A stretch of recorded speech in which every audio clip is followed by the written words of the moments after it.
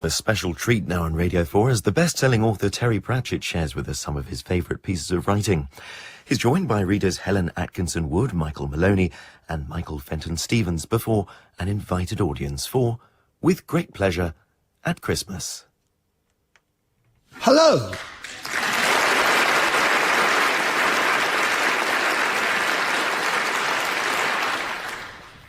Thank you all very much for being here, and indeed being where you are.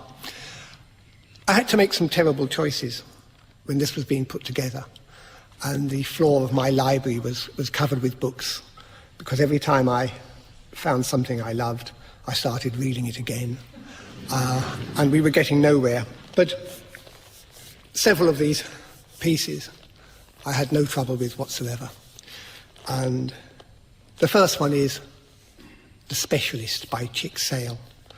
I'm surprised that not many people have heard of it, because millions of copies of this book have been sold. My father pointed it out to me in a bookshop when I was a small boy and told me it was such a good book. And it was exactly his sense of humour as well. It turned out to be mine.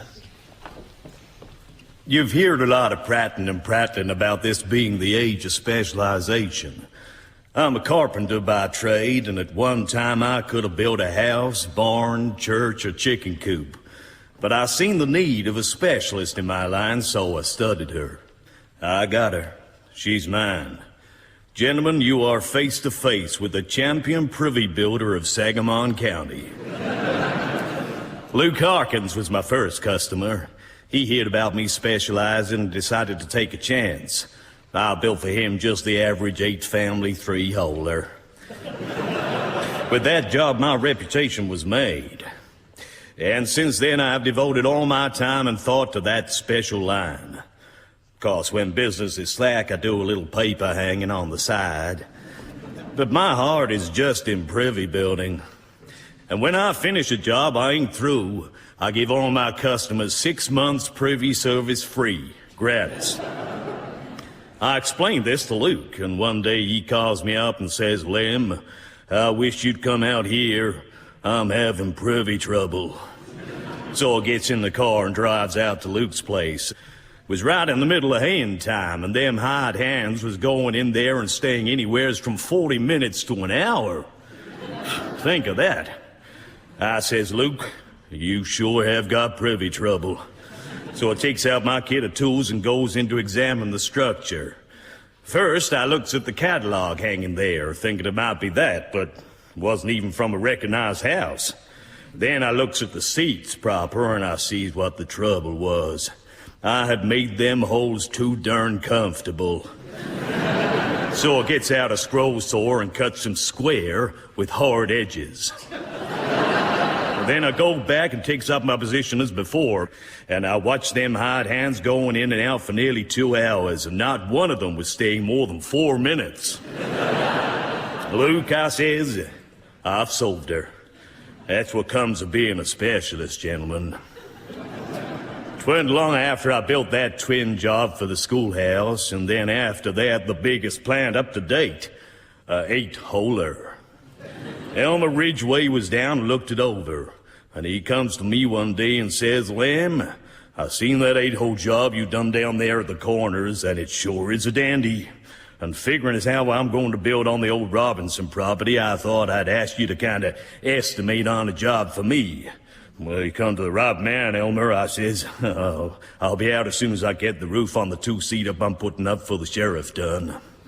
A couple of days later, I drives out to Elmer's place, getting there about dinner time. I knocks a couple of times on the door, and I see they got a lot of folks to dinner, so not wishing to disturb them, I just sneaks around the side door and yells, "Hey, Elmer, here I am. Where'd you want that privy put?"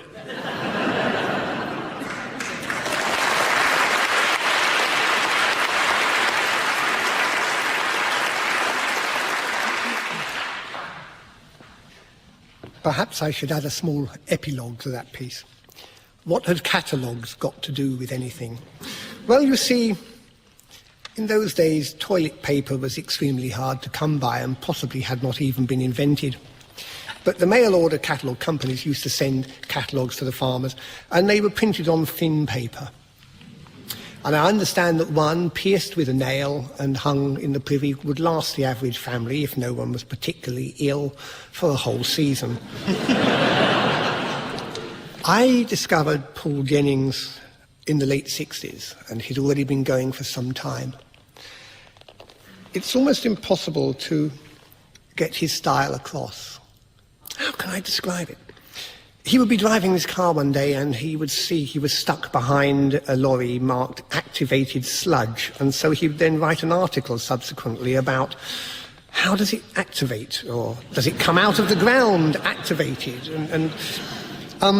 There were so many to choose from, but Bodley's household noises, I think, will mean something to all of us. Alfred Boddery used to say in later years that he owed the idea which brought him success to his wife. As he was leaving his house with her one night, she went back to switch on the hall light, for she shared with many others the conviction that to burglars this would denote occupation and thus keep them away. When Boddery pointed out that all burglars knew that trick, she laughingly retorted, "Why don't you invent a trick they don't know?" He accepted the challenge, and the result was Boddery's original thumping machine. In principle, a large box with a sounding board, an interior mechanism caused the 4 thumping arms to beat against this, so that when the machine was left running in an unoccupied house, it conveyed the impression of a constant procession up and down the stairs. The thumping machine was an instant success. But Boddery laid the foundation of household noises, not so much by his salesmanship and advertising, excellent though they were, as by the ingenuity with which he always kept one step ahead of the thinking burglar. The latter soon realized that all the bangs and thumps coming from empty houses were unaccompanied by the sound of any human voice. So Boddery brought out his Merry Cries record. The reverse side of this contained the famous one-sided telephone conversation. Another popular early line was the Boddery Meal Simulator, a device in which knives, forks and spoons, suspended from a pulley system, gave a realistic imitation of a hearty meal in progress. Household noises rapidly expanded into a major domestic industry. This 1930s advertisement gives an idea of the remarkable progress made in 7 short years. Noises for all pockets. From teeth cleaning to spring cleaning. Is your house really safe from burglars? Can you really enjoy your evening out knowing that your home is dark and silent, an open invitation to the criminal classes? Why not set your mind at rest? There is something to suit you in our comprehensive range of noises. From the Bijou domestic bump and tickle set,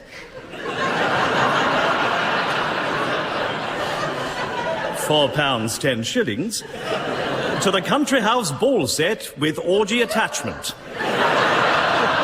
£27. And we beg to inform our regular clients of the following new lines. Bongers. Number 33, man banging elbow on side of bath. Number 34. Number 34, man shutting drawer which sticks. Cussing record to go with number 34. And miscellaneous gurglers. A new complete set of 6. No scientific development was overlooked by Boddery. Up to his death, he was working on new techniques in invisible ray remote control. Last week, I was shown over the Household Noises exhibit for this year's Ideal Home exhibition, in which Boddery had taken a personal interest. As I approached a model house, it was wrapped in a ghostly dark silence. But when I got within 20 yards and crossed a hidden ray which activated a selenium cell mechanism, the whole place suddenly burst into amazing life. I could have sworn there were 3 families there. One was singing glees in a front room, another was having an uproarious party somewhere at the back, a third was playing some mysterious game which involved running up and down the stairs. Dogs barked, babies squealed, people played the rustle of spring and gargled, and there was someone having a bath. Life was being lived very fully and richly in that house. It may be long before such luxuries are available to the home market, for as a Board of Trade spokesman said last week, Vaudery's products are in high demand in America and the dollar countries. It is a fitting tribute to this prince of gadgeteers.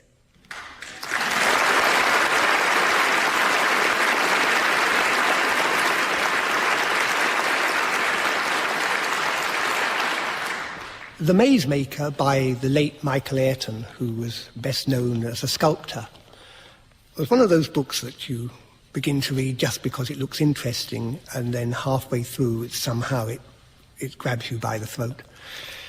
It is the autobiography of someone who probably did not exist, the Daedalus, father of Icarus, yes, the one who made the maze for the Minotaur.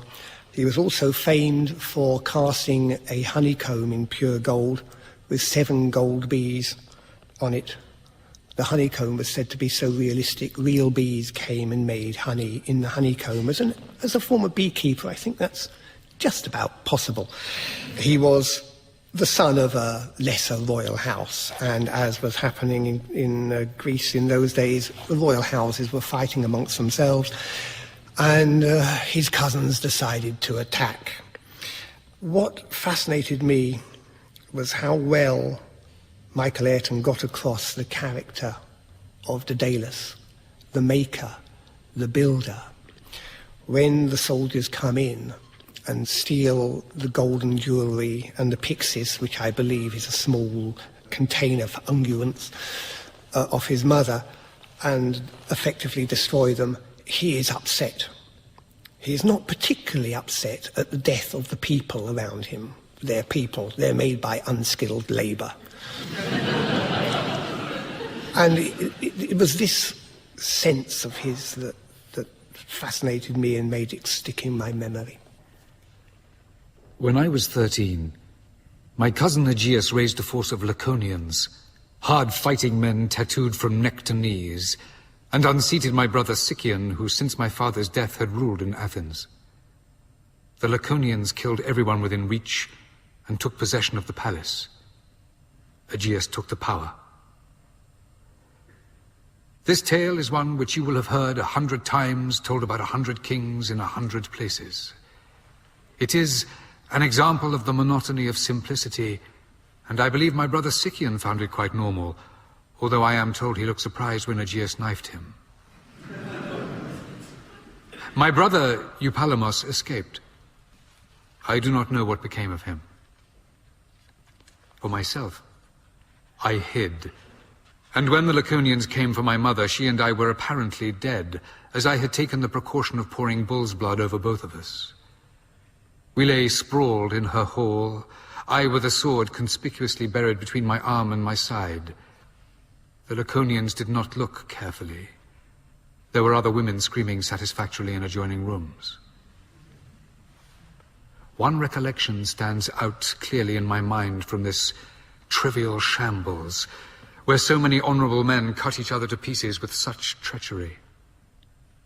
As my mother and I lay motionless in our pools of bull's blood, I watched as one of the Laconians, a broad, dark, red-faced, plethoric man, clearly less concerned with lechery than with gain, looted my mother's possessions.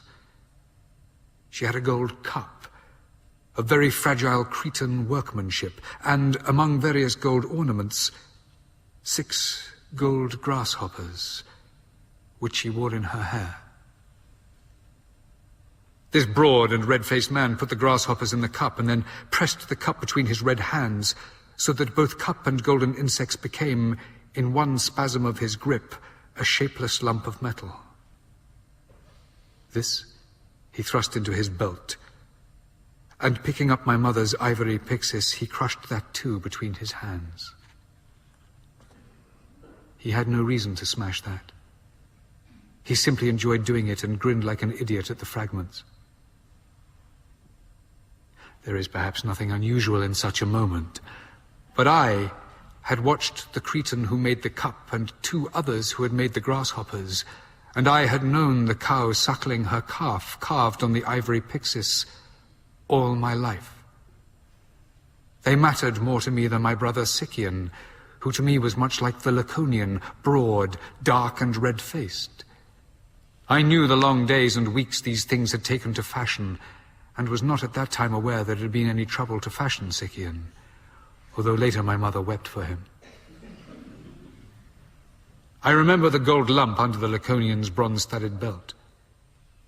To him, gold was shapeless gold, whereas to me, even then, gold was a material to shape. I had seen it done. That difference of attitude is absolute. When the Laconians and my cousins had become drunk enough, and were either asleep or setting fire to parts of the palace, my mother and I left.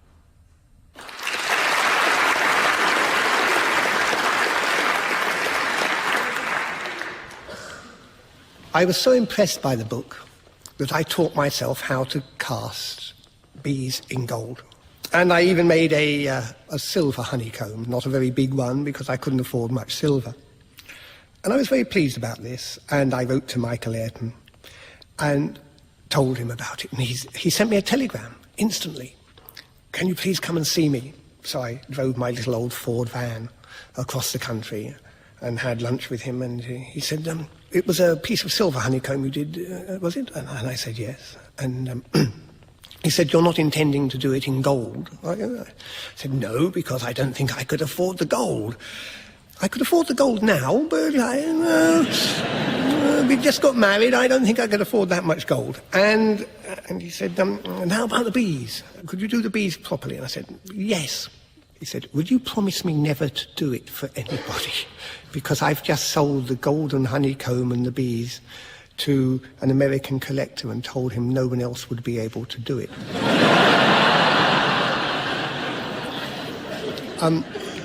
But he said, will you tell me how you were able to get the wings perfect?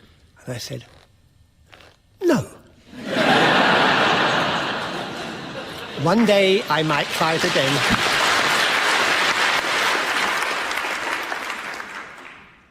I was fortunate enough to live near a very good second-hand bookshop, and I read my way through most of the humorous writers of the first half of the 20th century, and of course gravitated to Beachcomber, J.B. Morton, who was absolutely wonderful, and there were just so many pieces of his that I'd really want to include, particularly the Cabman Dances, which is just too long.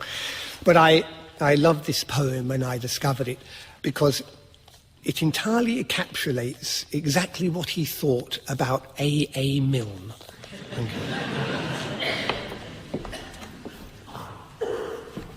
I saw a lamb upon a tree. I looked at it. It looked at me. And all day long the lamb and I just stood and stared. I wonder why. I cannot tell, nor can the lamb, but neither of us cares a damn.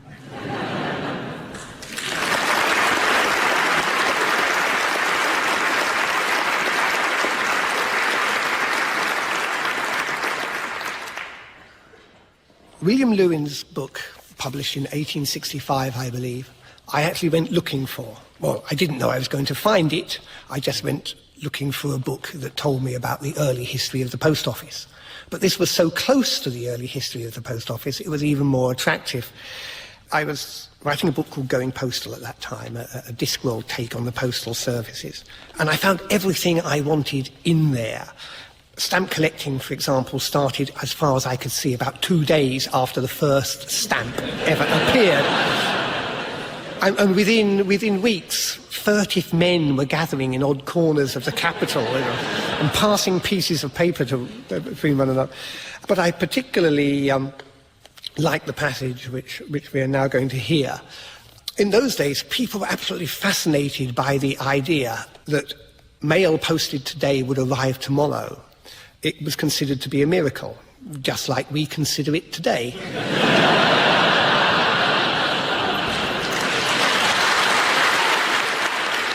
The last time for post outside London was 6 o'clock, and people used to rush to get there. There's a vitality about this piece which really struck me, and a thinly disguised version of it does appear in Going Postal, changed only slightly and finishing with, "You had to be there, sir, you had to see it." And in my mind's eye, I was there, and I saw it. Approaching the great hall of the General Post Office through one of the 3-columned porticos, we post our letter, and as it is now nearly 6 o'clock p.m., we stand aside for a few minutes only to witness one of the most stirring sights in the metropolis. When 6:15 chimes from the neighbouring clocks, the change in the appearance of the hall is most striking. As if it had been waiting for the opportunity to pass some hidden barrier, an impetuous crowd suddenly enters, and letters and newspapers at once begin to fall in quite a literary hailstorm. Now, a capacious chute is thrown wide open, which carries the newspapers deposited in it to a room underneath. Small boys of 11 or 12 years of age, panting Sinbad-like under the weight of huge bundles of newspapers, manage somehow to dart about and make rapid sorties into other ranks of boys, utterly disregarding the cries of the official policemen, who vainly endeavour to reduce the tumult into something like post office order. If the lads cannot quietly and easily disembogue, they will whiz their missiles of intelligence over other people's heads, now and then sweeping off hats and caps with the force of shot. No longer sent in singly or by handfuls, they throw their distended sacks and baskets through the opening wholesale. Some official legends, with a very strong smack of probability about them, tell of sundry boys being offered, seized, emptied, and thrown out again void. As 6 o'clock approaches, still nearer and nearer, the turmoil increases more perceptibly, for the intelligent British public is fully alive to the awful truth that the post office officials never allow a minute of grace, and that newspaper fare must be over when the last stroke of 6 is heard. 1. In rush files of laggard boys who have purposely loitered in the hope of a little pleasurable excitement. 2. And grown men hurrying with their last tax. 3. The struggle resembles nothing so much as a pantomimic melee. 4. A very babel of tongues. 5. Final and furious shower of papers and bags. And 6. When all the openings and slits close, like so many swords of Damocles.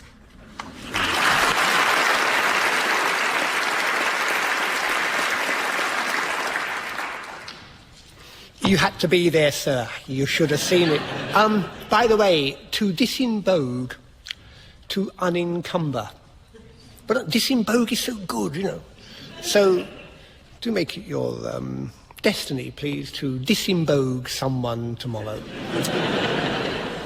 Now, it is a very good thing for you that I am surrounded here by highly qualified, incredibly experienced actors.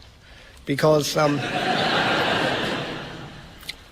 on the other hand, on account of being given by a merciful providence, and I think a bicycle accident when I was 5, I have a voice like David Bellamy with his hand caught in an electric fire.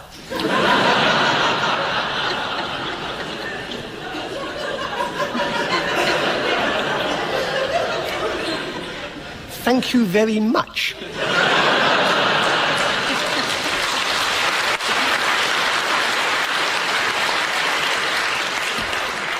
Nevertheless, for your delectation, but possibly not delight, and in honour of the author of this piece, I am going to read, I'm going to read what I think is one of the best, most rounded, most visually satisfying, and most economical pieces of descriptive prose ever written anywhere in this galaxy or in any other.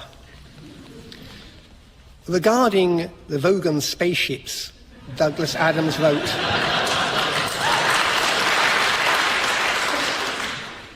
"They hung in the air in the same way that bricks don't."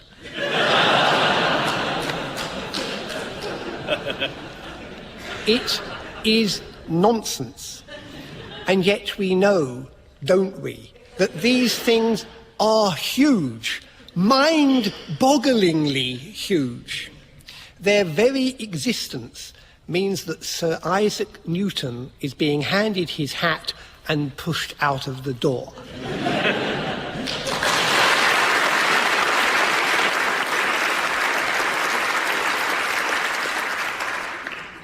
In what I think is the finest book he ever wrote, Mark Twain tells about the overland journey he made with his brother, who was going to be a government official in the new territory of Nevada.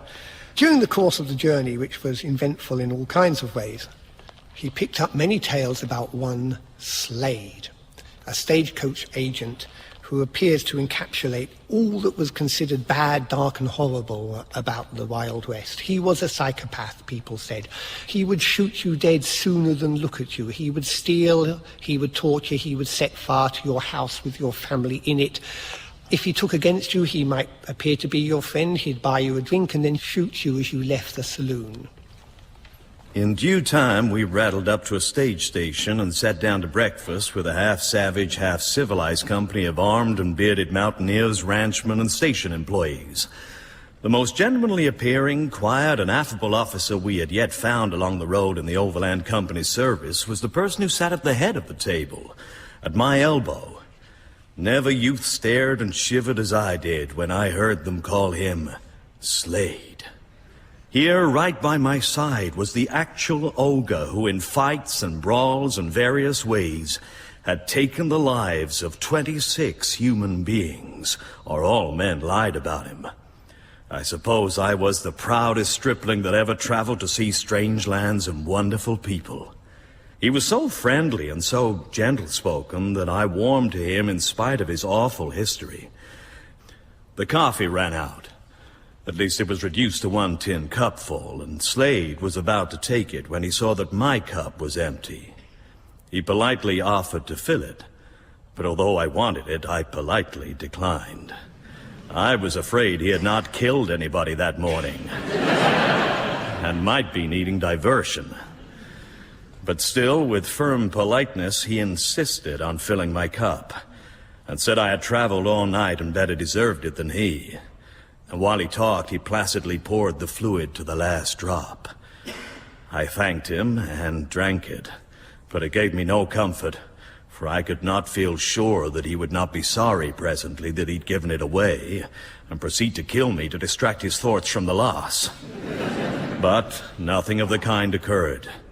We left him with only 26 dead people to account for. And I felt a tranquil satisfaction in the thought that in so judiciously taking care of number 1 at the breakfast table, I had pleasantly escaped being number 27. Slade came out to the coach and saw us off, first ordering certain rearrangements of mail bags for our comfort, and then we took leave of him, satisfied that we should hear of him again some day, and wondering in what connection.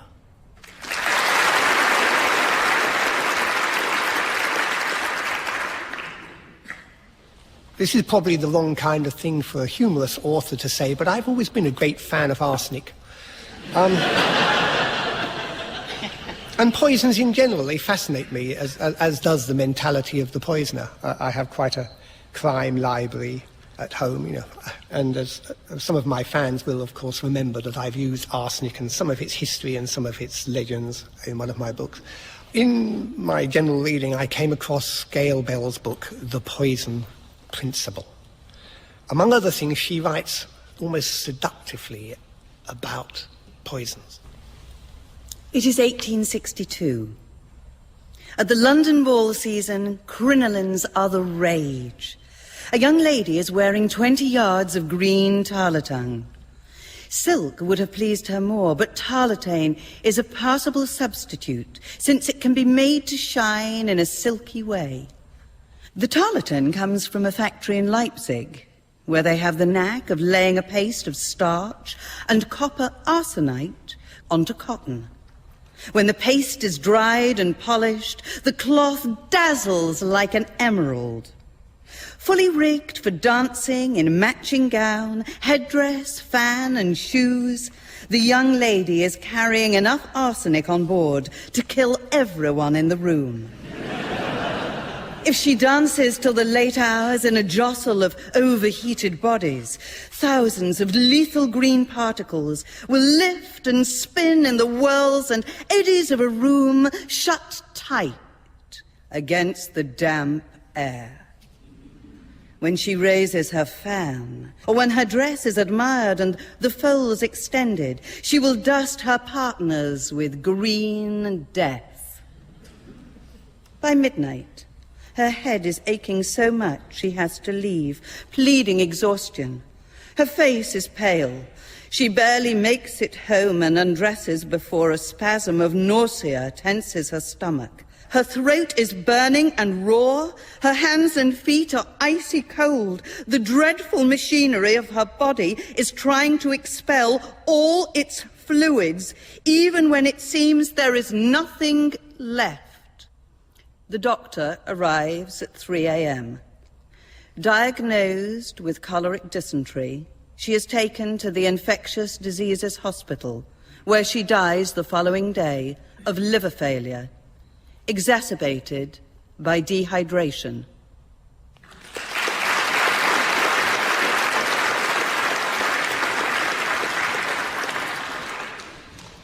Well, Christmas is sometimes a time for the macabre. I really cannot remember why I read The Junk Man Smiles by the beautifully named G.R.G. Wooster. It was when I was doing research for Interesting Times and was trawling the internet for books about China. Mr. Wooster had a wonderful job writing reports on the type of junks that were being made there. And he peppered his articles with descriptions of what he saw and what he heard, and it's wonderful sort of British Empire stuff. In former times, pigeons were trained to steal rice from the imperial granaries of the Forbidden City in Peking. These birds were called food distributors. They flew straight from their lofts to the granaries and fed until their crops were quite full. On their return, they were given a shallow bowl of water with alum in it.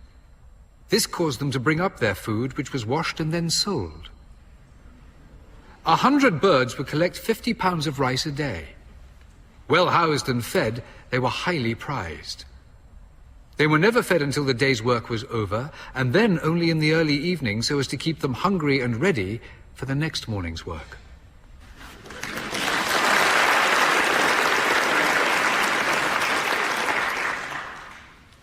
Every author should have a copy of Food in England by Dorothy Hartley.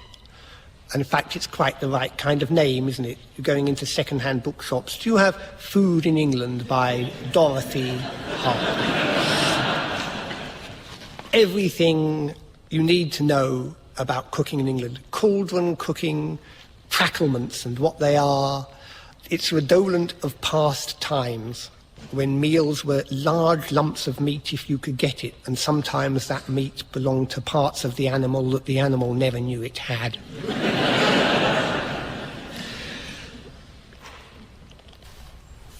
Recipe for haunch of venison. If it arrives by rail, take it out of the hutch, in which it will probably be packed with heath or fern. Wipe with a cloth wrung out in cold water and hang it up in a cold draught till dry. Then pepper it thoroughly all over with black pepper and let it hang as long as possible. Just before cooking, wipe again and rub over with butter or sweet oil before covering thickly with a layer of clarified fat. Onto this fat, press clean vine leaves or greaseproof paper and then wrap the whole joint inside a covering of huff paste, sealing it carefully. Roast it for 3 to 4 hours, according to the size. Half an hour before it's done, remove the huff paste and leaves and dredge it lightly with flour. Return to the oven and baste it continuously till browned. A glass of red wine poured over while basting is good, and the gravy should be the drip from the meat, with the addition of this wine, or a little red currant juice. If huff paste is considered wasteful, several layers of heat-proof paper can be used. The point to remember is the dryness of venison and the need for keeping the flavour in the meat by basting it well.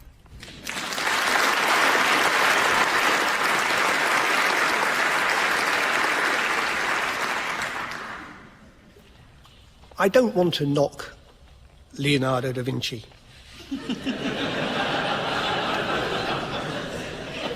But people think of him as the father of aeronautics, and he wasn't. Oh, he was good with a paintbrush, and he invented the ball bearing, but he was pants when it came to aircraft.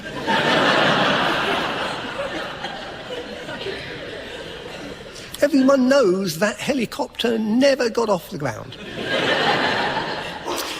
The true father of aeronautics was George Cayley, who, in the very best traditions of slightly crazy Victorian noblemen, set out to build first a heavier-than-air machine and then a powered heavier-than-air machine. Most people know the anecdote about him.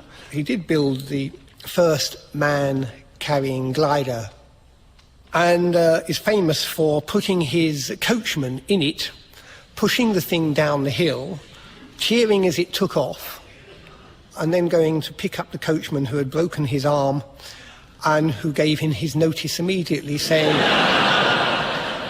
he had been hired to drive horses, not to fly through the air.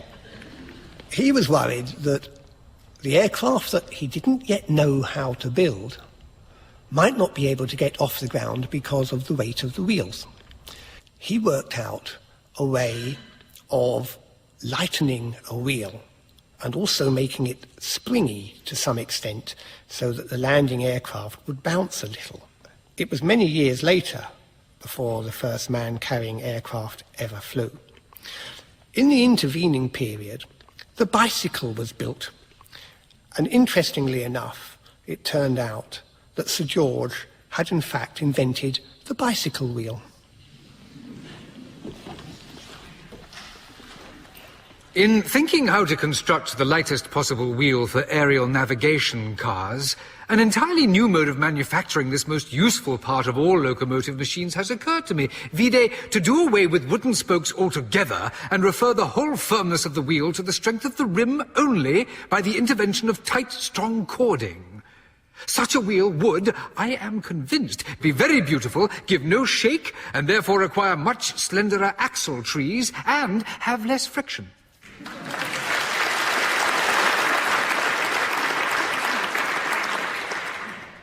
P.J. O'Rourke is an incredibly funny man, an incredibly urbane man, who is so far to the right that parts of him appear to be coming back at you from the left. He's also mad about cars. He wrote a book of essays which became known as Republican Party Reptile. And one section of it is about him indulging a great love of his, which was to be someone like Jeremy Clarkson, but with style.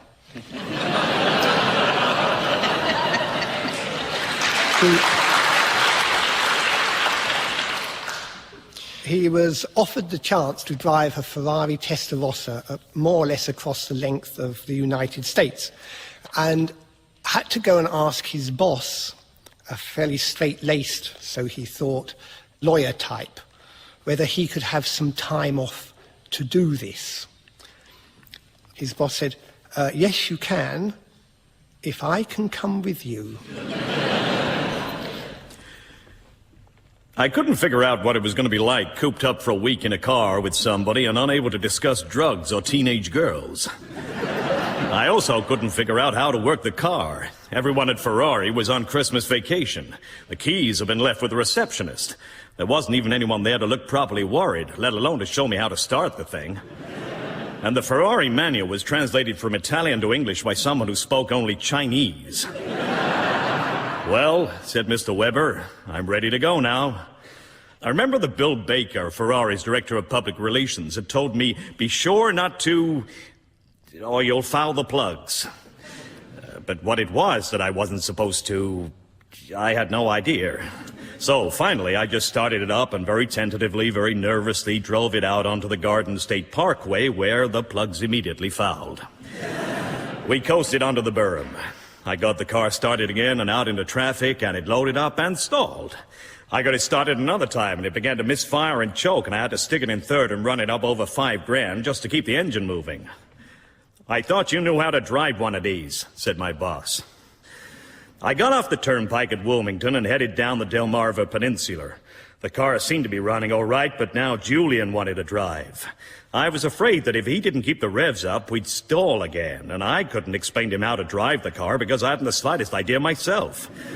And besides, I just didn't feel like riding along at 55 with this lawyer type at the wheel, telling me how foreign cars of this kind seemed quite unusual in their method of operation or some such.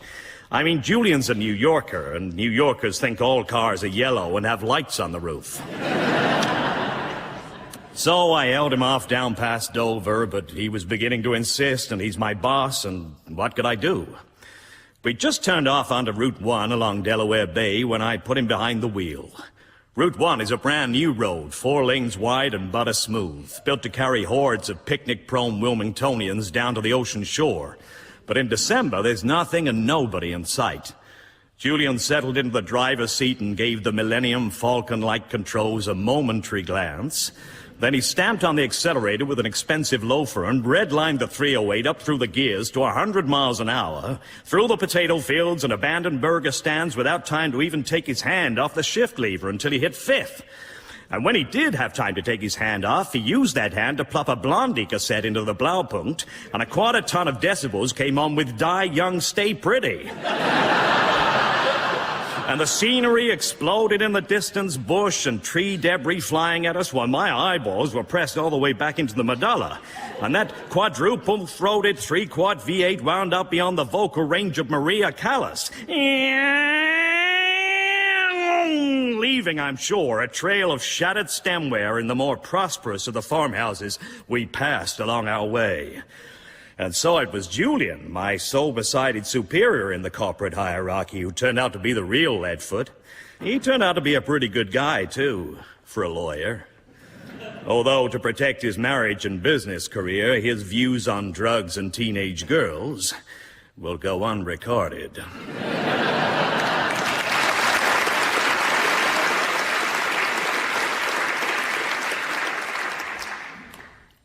This book has many names. I don't know why, but I've always called it The Evolution Man, and this particular copy is Once Upon an Ice Age, and the text is always the same. And it's by Roy Lewis, and it is, without a shadow of a doubt, the funniest book ever written in the English language. This is the story of a family of ape men that do it all, from the discovery and utilization and making of fire, to cooking, dancing, cave painting, the fire-hardened spear, the radical notion that you shouldn't marry your sister, and eventually, and with tragic results, the bow and arrow.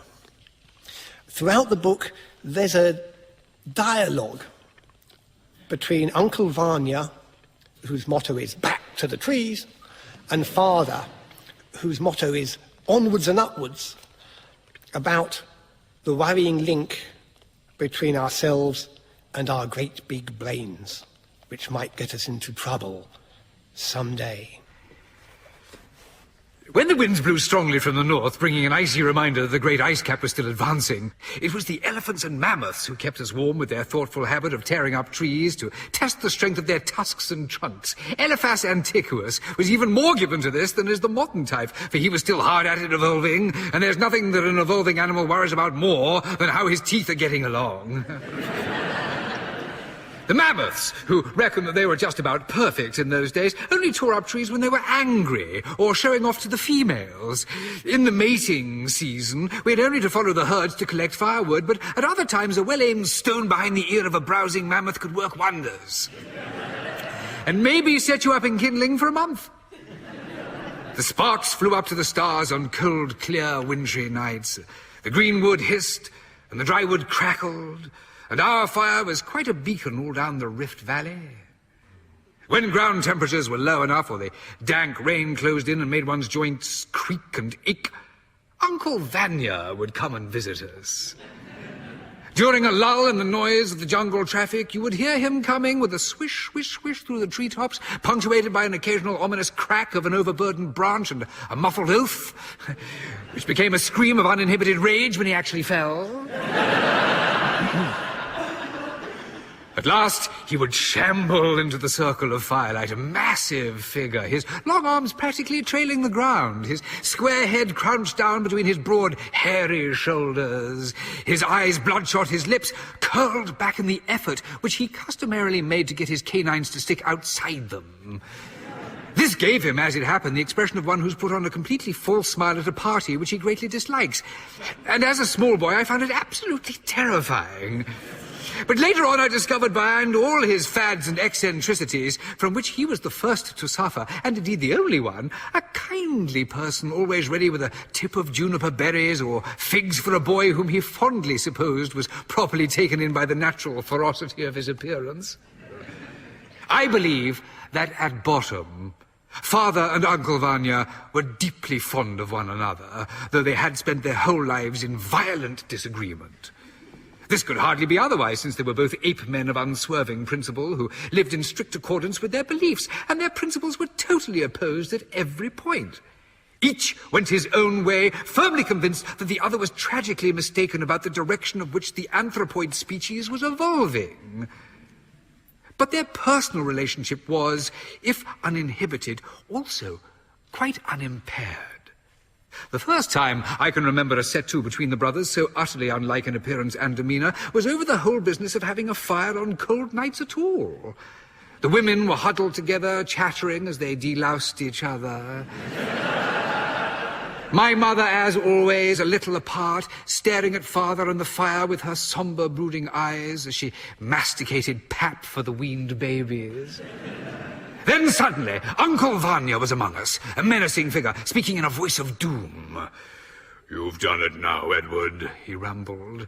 "I might have guessed this would happen sooner or later, but I suppose I thought there was a limit even to your folly. But of course I was wrong.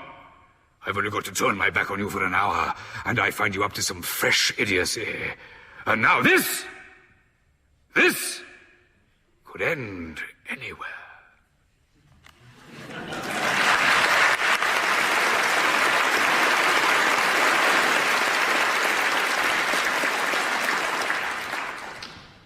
I am not a man of faith. I don't know why. I don't seem to have the mechanism for it. Nevertheless, I like the language. The language of religion has always fascinated me. For that matter, I can never understand why the music of Thomas Tallis can actually reduce me to tears and on my knees. This piece from the book of Job has always intrigued me.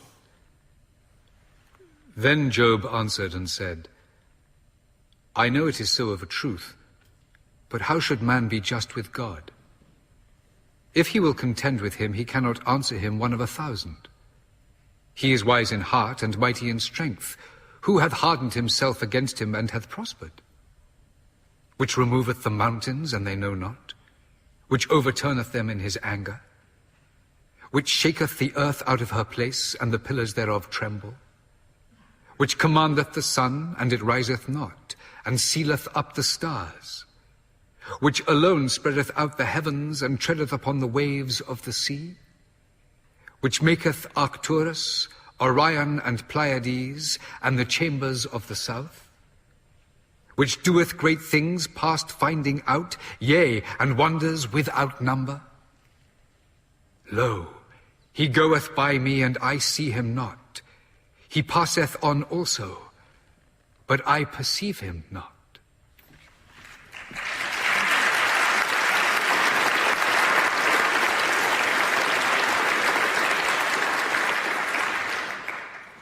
I remember hearing that passage read when I was about 7 or 8, and I tried to work out what the chambers of the south were.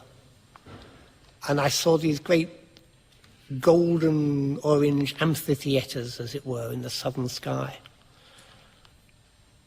It was quite dull, really, to get there eventually and find it was Australia. When I was 13, a friendly science teacher lent me The Origin of Species. I took it home to read and almost immediately got flu. So I read Origin of Species in a state of some hallucination. I have read it since, and I still think that Darwin is one of the best science writers there has ever been. What I have been particularly attracted to more recently is the short passage at the end, which I call Darwin's Bank. He is recapping everything he said and giving us our little finale. And there's just a hint of perhaps creationism there. He was, after all, a Victorian, and Victorians didn't lightly become atheists. I have a little south-facing bank in my garden, which I am gradually turning into Darwin's Bank.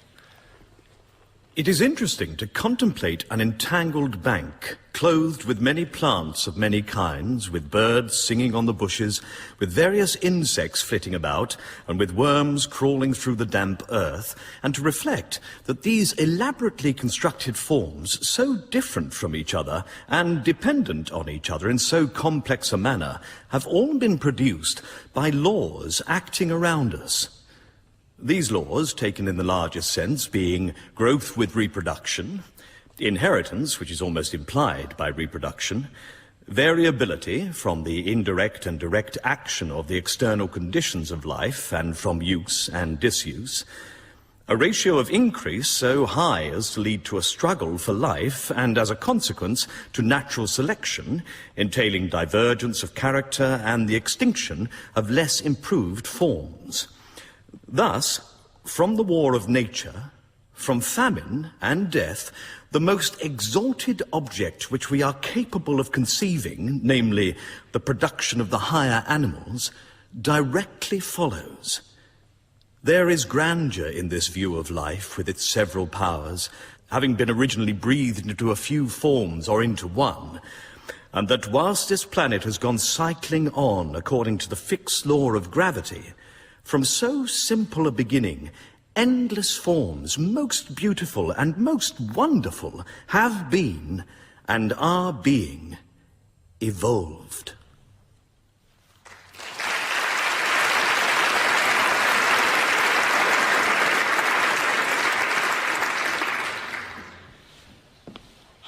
That's the end. Goodbye.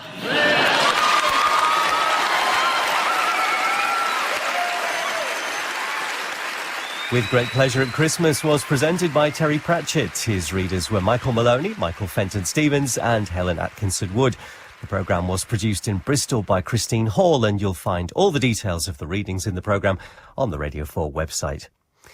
Now, with the latest on the Christmas weather, here's Laura Tobin. Hello there. Well, quite a cloudy day today, but the promise of more sunshine as we head through tomorrow. Today for England, a fair amount of cloud around. We have seen some breaks towards eastern areas, and as we head through the day, we'll see the breaks drifting towards the southwest of England and northern areas of England as well. Largely dry, a fresher breeze for some southern counties of England, here feeling rather cool, highs of 8 in London and 6 in Leeds. Now for Wales, after quite a grey start, the cloud will gradually tend to thin, so white skies as we head through the afternoon. Some breaks developing in the east with some sunny intervals later. Again, light winds and largely dry with highs of 6 in Cardiff. Now for Northern Ireland, staying rather cloudy and pretty grey, relatively mild with highs of 8 degrees. And for Scotland, we've seen some breaks developing through the day towards the Moray Firth, a similar story as we head through the afternoon. Elsewhere, a little more cloud around. Largely dry with light winds. We'll see highs up to 7 in Edinburgh. Now tonight for England and Wales, a cloudy night, a little bit misty at times as well. Clearer skies though.